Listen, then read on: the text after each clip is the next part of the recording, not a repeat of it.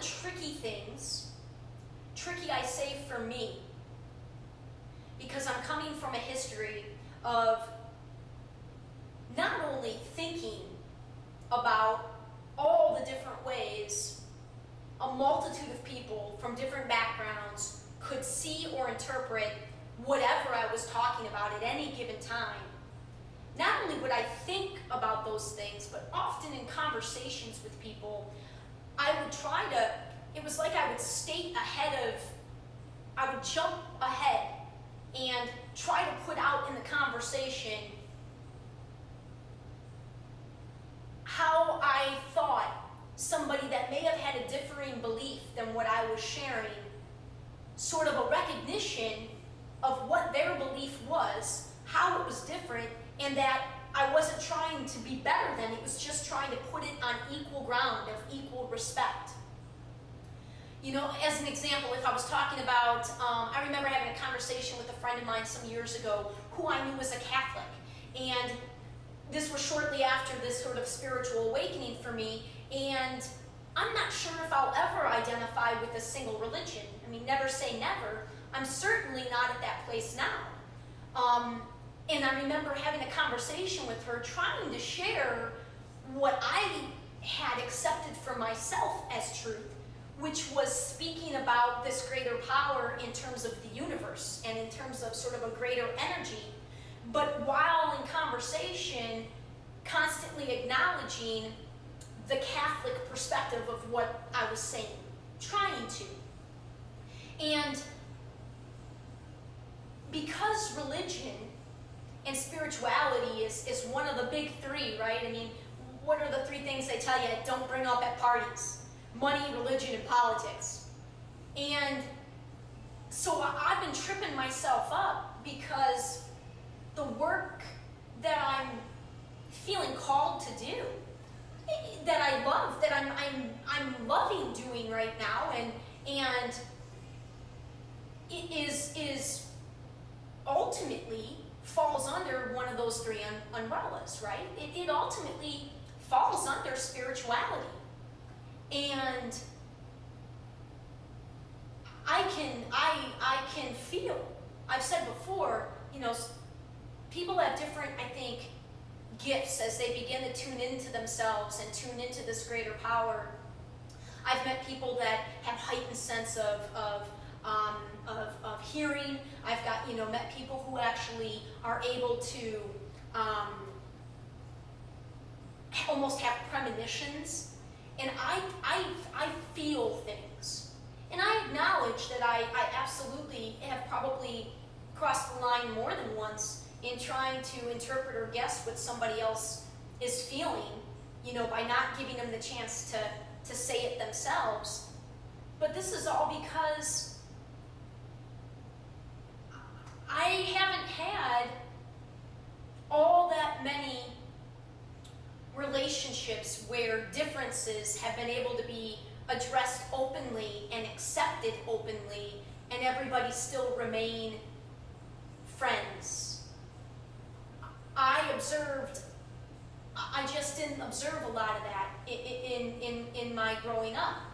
You know, I think particularly regarding politics.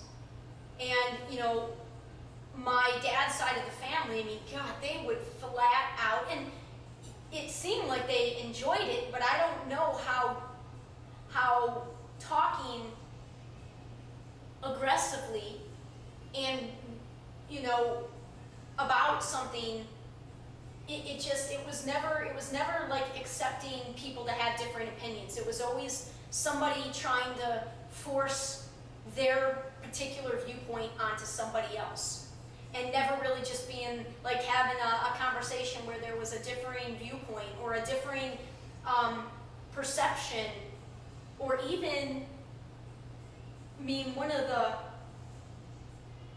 the things I had to fight, literally fight really hard to get here. I had to fight for the me that I'm now trying to listen to and trying to live first and foremost, do right by me.